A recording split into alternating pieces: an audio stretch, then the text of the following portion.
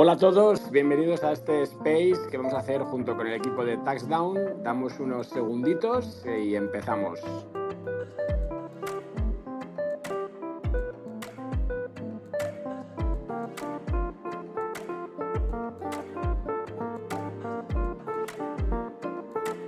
Antes de empezar, si quieres, Marta, Eduardo, ¿estáis ahí? Aquí estamos, Javier. ¿Qué tal? Buenas tardes a todos. Muy buenas. Muy buenas, pues nada, oye, bienvenidos. Darme 3 segunditos, que estamos acabando de pulir todo esto y nos metemos de lleno. Fenomenal. Aprovecho también para recordaros que vamos a hacer ese repaso, ¿no?, de cuáles son un poco las pistas, las guías, las novedades que desde el punto de vista fiscal tenemos este año. Nos queda poquito para empezar con la renta, con lo cual desde Toro pues lo que queremos es justo eso, ¿no?, dar ese paso y que estéis pues antes que el resto preparados. Al final, cuando hablamos de rentabilidad, no olvidéis que no solamente estamos haciéndolo del lado, digamos, numérico, dinerario, sino que la rentabilidad financiero-fiscal es súper importante y por eso, pues, esta charla rápida, pero súper concisa de hoy. También deciros que toda esta información que aquí os brindamos, que solamente es para fines educativos, que no debéis considerar ningún consejo de inversión ni nada, simplemente lo que se trata es de esto, de aprender y en este caso del lado fiscal. Presentarme, soy Javier Molina, analista senior de Toro, y hoy pues voy a estar un poco pues dirigiendo, si queréis, esta conversación, y nos acompañan pues Marta Rayacés y Eduardo Armenteros desde Taxdown. Os recomiendo que os metáis en su página para que veáis, ¿no?, desde toda esa información gratuita que ofrecen, ¿no?, de cómo movernos en este entorno de la renta, hasta también, pues, oye, aquellos que necesitéis pues un servicio más personalizado, pues, oye, qué mejor que hacerlo con alguien que conocemos, que llevamos tiempo pues haciendo cosas con ellos, y aunque ya os digo que no es ningún tipo de recomendación, sí que hacerlo con buena gente creo que es lo mejor. Con lo cual, Marta, Eduardo, vamos ya para adentro. ¿Estáis ahí, no? Sí, aquí estamos, listos para resolver todas las dudas que seguro que hay por aquí. Bueno, al final la idea es hacer 2 sesiones. Esta primera, 15-20 minutos, no me quiero extender más. Ya sabéis que en esto de los spaces del mundo digital de hoy escuchamos 5 minutos, con lo cual vamos a intentar alargarlo un poquito más porque esto nos interesa, pero no quiero hacerlo más largo. Y luego, como decía, 2 spaces, uno que tendremos pues ahora más adelante, pero que centraremos 100% en cripto, pero el de hoy quiero hacerlo como más global, ¿no? Porque ya, oye, nos queda poquito para esa renta del 2023 y entonces pues quiero pues un poco poner todo un poco blanco sobre negro para que nadie se pierda en este entorno. Con lo cual, vamos directo. Marta, Eduardo, quien quiera. Oye, novedades de la declaración de 2024 para inversores, ¿vale? Sobre todo lo que es, oye, ha cambiado algo en acciones, ha cambiado algo en fondos de inversión, límites en fondos de pensiones, cripto a nivel global, para saber un poco qué es lo que... No vamos a entrar en detalle, pero sí qué documentación, qué temas nuevos tenemos, con lo cual, dale vida, Marta. Fenomenal. Pues mira, vamos a empezar hablando un poco del cambio más gordo que ha habido, que no es específicamente con IRPF, sino con la implementación del modelo 721 que hace referencia a las cripto y sobre el que estamos recibiendo muchas consultas. Lo que nos interesa aclarar en el día de hoy es que como inversores podemos tener sobre todo 3 obligaciones fiscales, ¿vale? Por un lado tendremos que hacer nuestra declaración de la renta, donde incluiremos, oye, todos nuestros rendimientos del trabajo, etcétera, y lo que hayamos ganado con nuestras inversiones. Pero hay otros 2 modelos que son informativos y que se presentan antes de hacer la declaración. El plazo acaba el 31 de marzo, que son el modelo 720 y 721. No siempre vamos a estar obligados a presentarlo porque es necesario, y hablando así muy en general, que tengamos saldos superiores a 50.000 euros en el extranjero. Pero es importante que lo tengamos en mente para que por lo menos nos preguntemos si estamos obligados o no a ellos. Entonces, esta como Ahí, principal... Marta, perdona que te interrumpa, cuando hablas de 50.000 euros en el extranjero se refiere a cualquier tipo de activo, o sea, que no solamente hablamos de cripto, que estamos hablando de si tengo mis acciones, si he, no sé, hecho una inversión inmobiliaria, ¿de qué estamos hablando? La principal novedad de este año es el 721, que es específico de criptomonedas, pero efectivamente en el 720 estoy obligado a declarar pues ese saldo que pueda tener en cuentas corrientes, en acciones, etcétera.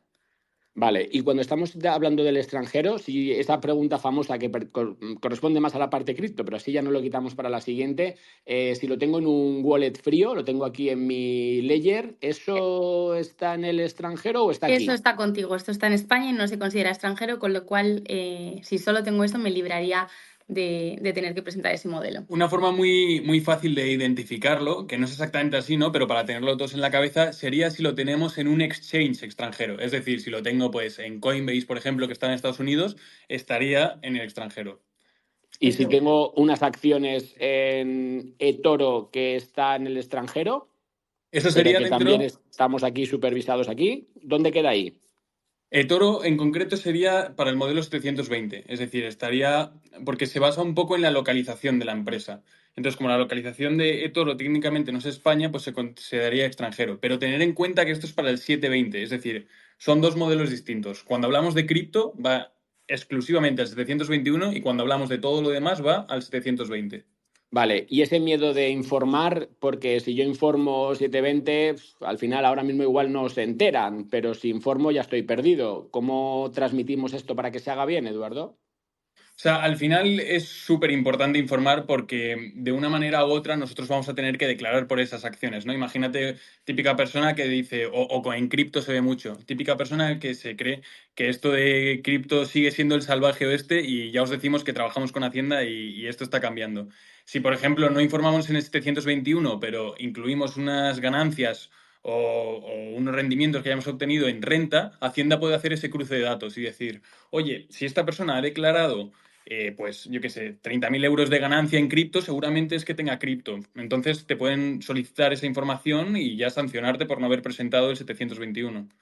Venga, vámonos ya para adentro. Oye, documentación que debo conservar, qué tipo de justificantes, hablamos de todo, ¿eh? O sea, dejamos si quieres la parte cripto para no llevarnos por ahí. Vamos a hacerlo de forma global. Tengo mis acciones, tengo mi operativa en eToro, por ejemplo, tengo otras plataformas. ¿Qué conservo? Pues digamos que toda documentación es poca. Con Hacienda siempre, cuanta más documentación tengamos, mejor. Normalmente todas las entidades facilitan un informe fiscal. Toro, por ejemplo, lo facilita. Y este informe fiscal nos sería súper útil para, en esas situaciones en las que Hacienda nos hace un requerimiento y nos solicita información, pues poder demostrarle que efectivamente hemos tenido esas ganancias o pérdidas. Venga, vamos con acciones si quieres. ¿Qué tenemos que considerar aquí? Pues eso, como te decía, típico informe fiscal en el que sale pues las ganancias y pérdidas que haya tenido en acciones. Si tenemos también, algunas entidades lo facilitan, el estado de cuenta en el que se vea cuántas acciones tenías, en qué momento, a qué precio compraste. Es decir, toda esa información que nos facilitan las entidades en las que aparezca pues valor de adquisición, valor de transmisión, fecha de adquisición. Vale, si estamos haciendo operativa en dólares y yo estoy al final haciendo en euros, ¿cómo llevo toda esa contabilidad y quede claro? Es decir, yo he comprado mis Apple, he comprado mis Nvidia, he vendido una parte, me las he traído a los euros, tengo una diferencia de tipo de cambio, tengo diferencia vía, pues eso, beneficio, ¿dónde lo llevo? ¿Qué casillas? ¿Cómo hago esa pata? Pues al final lo que nos dice Hacienda es que tenemos que hacer el cálculo en moneda original, por ejemplo en dólares, y una vez tenga ese cálculo hecho, lo traspaso a euros, es decir, hago el cálculo a euros aplicando el tipo de cambio del día de la venta. Con lo cual tengo que tener en cuenta en qué día lo vendí. Exacto, o sea Para... que cuando compro tengo un tipo de cambio y lo aplico y a la vuelta igual. Y eso es un más beneficio o menos pérdida, porque ¿no? Yo tengo Siempre una diferencia de tipo de cambio. vas a aplicarlo siempre el del día de la venta. Es decir, imaginémonos que yo compré por $5 y lo vendo por $10. Mi cálculo va a ser 10 menos 5, $5, y voy a traspasar esos $5 a euros teniendo en cuenta el tipo de cambio del día de la venta. A veces, digamos que saldré ganando utilizando este tipo de cambio y otras veces saldré perdiendo.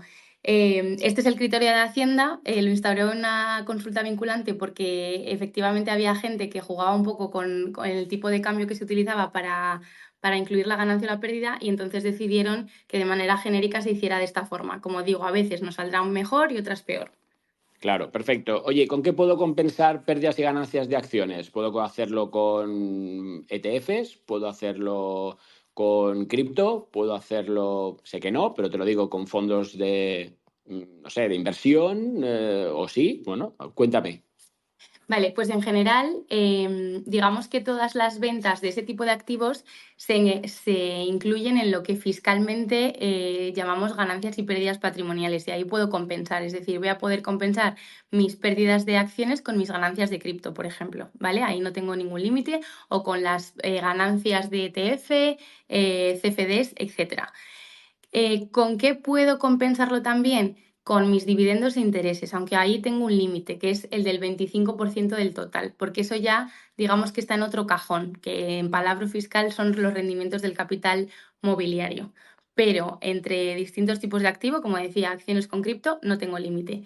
Oye, que aún así tengo muchas más pérdidas que ganancia, he compensado todo lo que podía y más allá, pues no pasa nada, lo declaro igual y me lo voy a poder compensar en los próximos 4 años. Venga, ¿qué pasa con los fondos de inversión? Cuéntame también ahí cómo qué tenemos que tener en cuenta y de paso fondos de pensiones, cuál es el límite de aportación que luego me voy a poder desgravar. Dame esos detalles, Marta.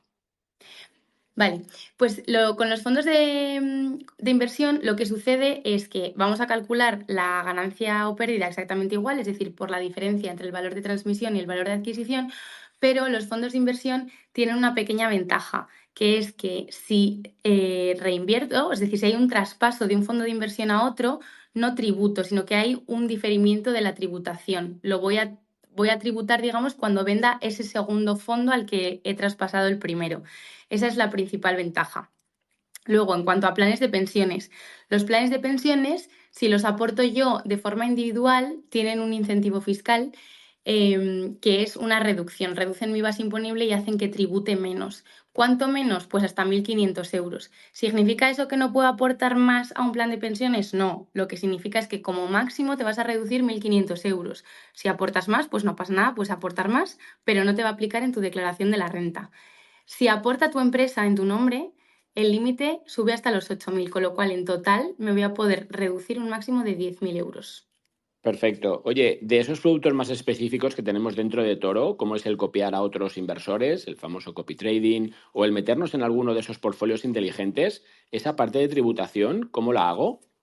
Pues al final habría que ver desde qué lado estamos, ¿no? Si tú eres una persona que eres el que copia a un copy trader, pues eso tributaría normal y corriente en tu declaración de la renta como ganancias o pérdidas patrimoniales. Es decir, tú has estado haciendo una serie de operaciones, lo que pasa que tú no decidías esas operaciones, ¿no? Pues al final tú tienes una ganancia o una pérdida que tributa en tu declaración de la renta en la base del ahorro. Si eres el copy trader, generalmente hay que incluirlo dentro de la base general. Es decir, esto tiene un poco de diferencia porque en la base general pagamos más impuestos que en la base del ahorro. Que esto es importante, mucha gente no lo suele incluir dentro de la base general y lo suele incluir como unas ganancias y pérdidas, pero a ojos de Hacienda realmente lo correcto sería incluirlo en la base general.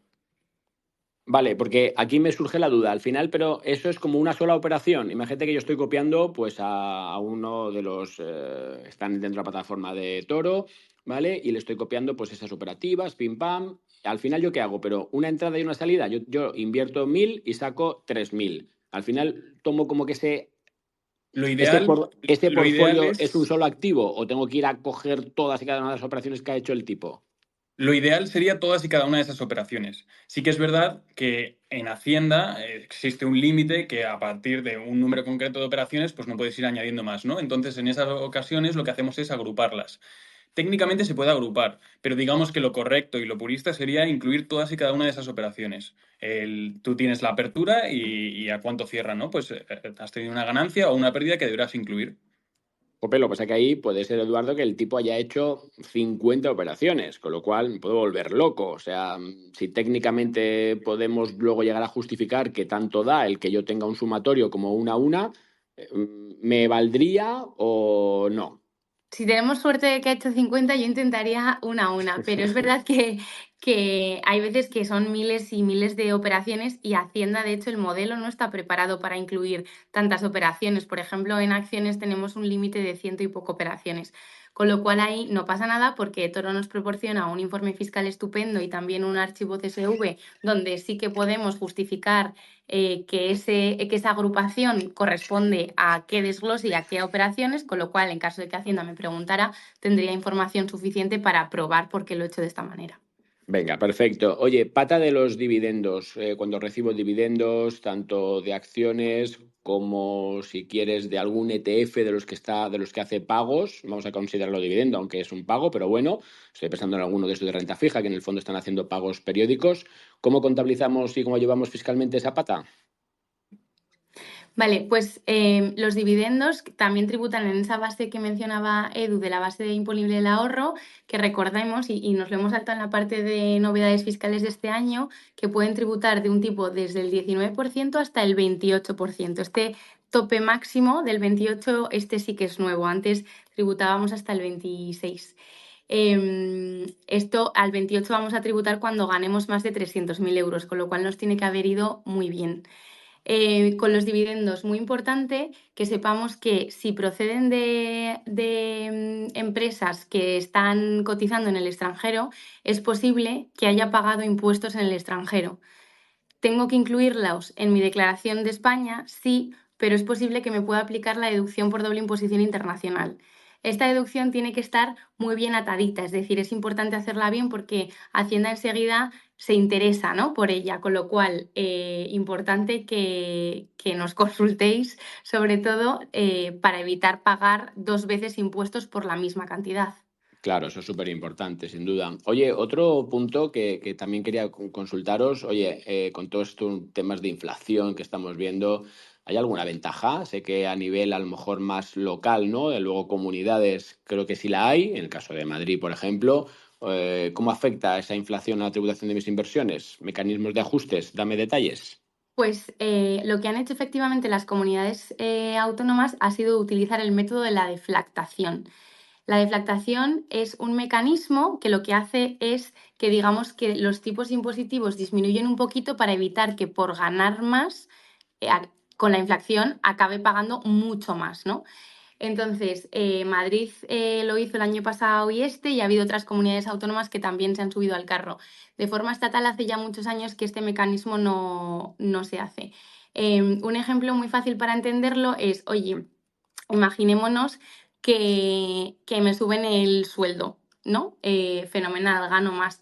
Pero al final, por la inflación, es verdad que tenemos subidas de sueldo que no hacen que se incremente nuestra capacidad económica.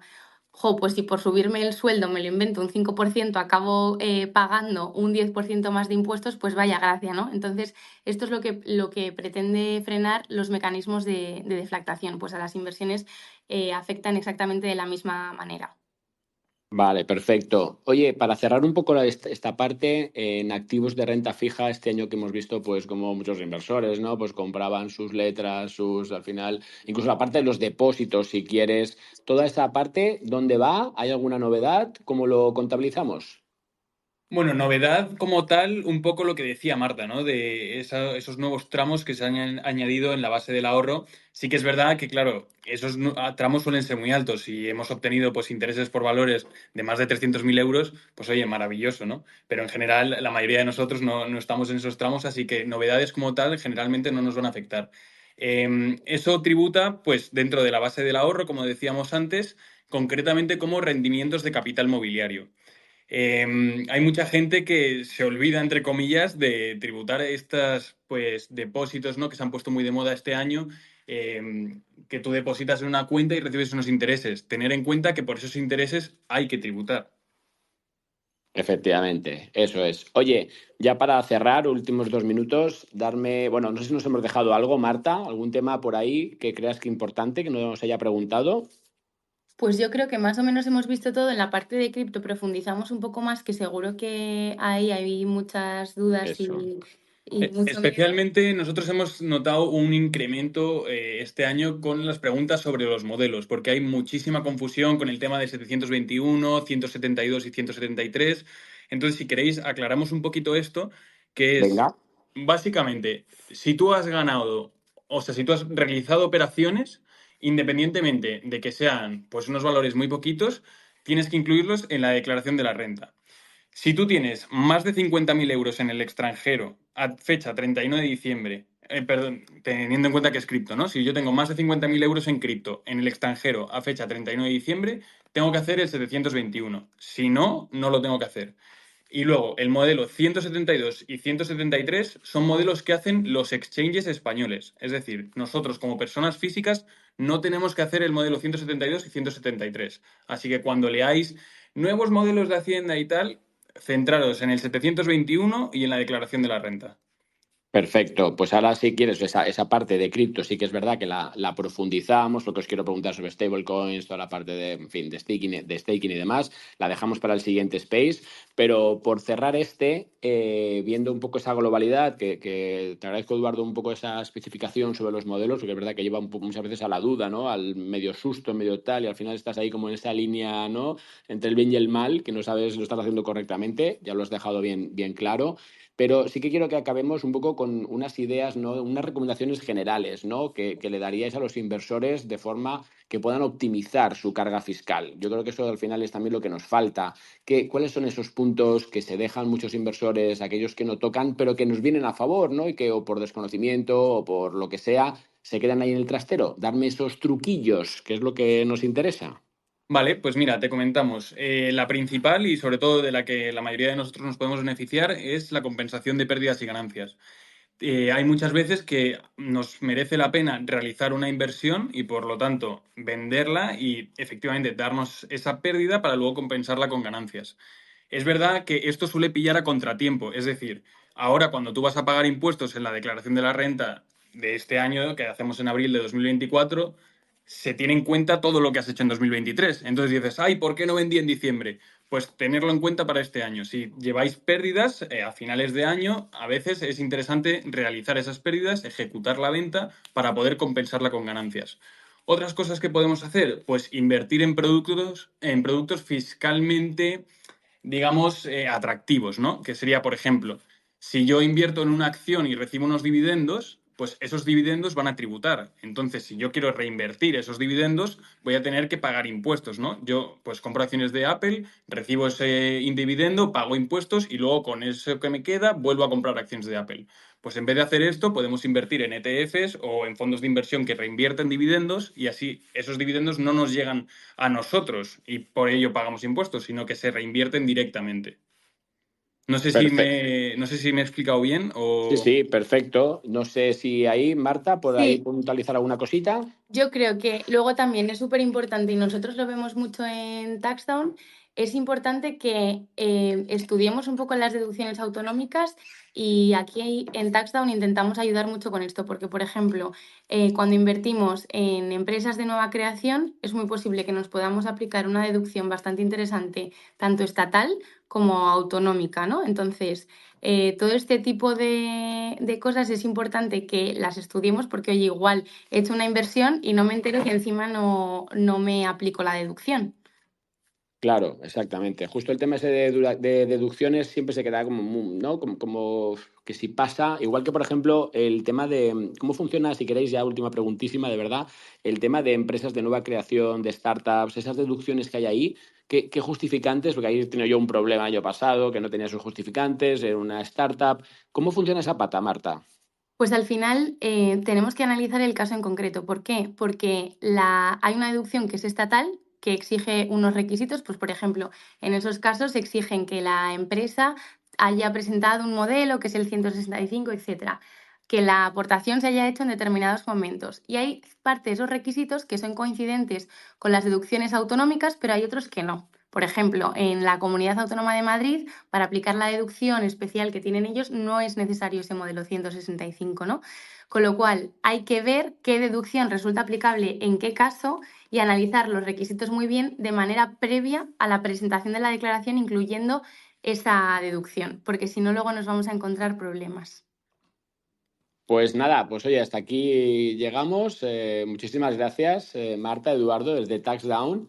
Eso, pues indicaros que os cito ahora lo comunicaremos aquí en nuestra cuenta de Twitter, pero es este mes de marzo, para que también no aclaremos ya en detalle, hagamos este mismo espacio, pero centrado en cripto, y ahí sí que bajemos un poco hasta los mínimos, ¿no? Detalles, desde el 721 que comentabais hasta esas operaciones. Con lo cual, nada, oye, muchísimas gracias a los dos.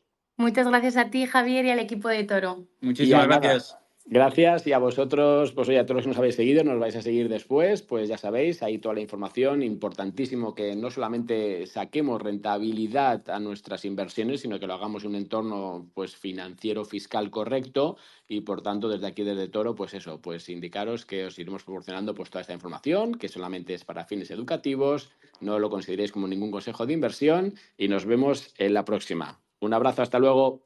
Adiós. Adiós.